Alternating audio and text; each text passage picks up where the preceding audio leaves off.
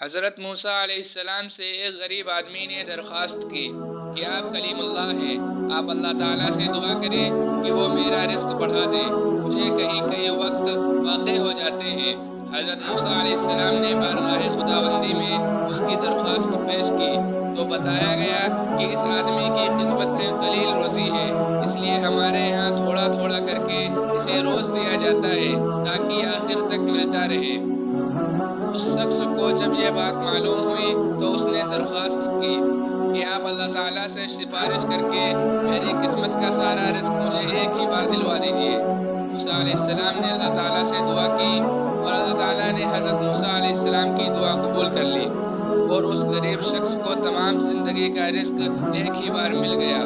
اس شخص نے فوراً لنگر کھانا کھول دیا اور اعلان کر دیا کہ جس شخص کے کھانے کا انتظام نہ ہو وہ ہمارے لنگر کھانے سے پیٹ بھر کر کھانا کھا سکتا ہے۔ حضرت موسیٰ علیہ السلام کو اس کی اس حرکت پر بڑا تعجب ہوا۔ انہوں نے اسے سمجھانے کی کوشش کی لیکن وہ نہ مانا، وہ مایوس ہو کر چلے گئے۔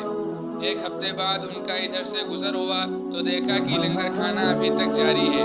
دوسری مرتبہ وہ 1 ماہ بعد اور پھر تیسری مرتبہ 6 ماہ بعد ادھر سے گزرے تو آپ نے حسب معمول اسی طرح لوگوں کو لنگر کھانے سے کھانا کھاتے ہوئے دیکھا۔ ان کا خیال تھا کہ اس غریب آدمی کی دریا دلی کی بدولت سارا رزق چند روز میں ہی ختم ہو جائے گا، مگر لنگر کھانا ابھی تک مسلسل جاری تھا۔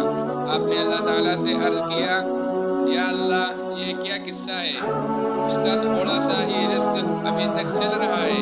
جواب آیا، بے شک اس کی قسمت میں تھوڑا سا ہی رزق تھا جو اب تک ختم ہو جانا چاہیے تھا، لیکن ہمارا قانون ہے کہ جو شخص ہماری راہ میں خرچ کرتا ہے تو ہم اس کا 10 گنا اس کو دنیا میں اور 90 گنا آخرت میں دے دیتے ہیں۔ یہ شخص بھی اس قانون کے دائرے سے باہر نہیں۔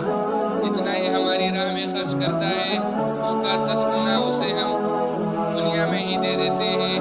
اس میں تعجب کی کیا بات ہے؟ تو ہمیں بھی زیادہ سے زیادہ اللہ تعالیٰ کی راہ میں خرچ کرنا چاہیے۔ اللہ تعالیٰ کی راہ میں خرچ کر کے اللہ تعالیٰ سے تجارت کرنی چاہیے تاکہ اللہ تعالیٰ ہماری رزق کو بڑھا دیں۔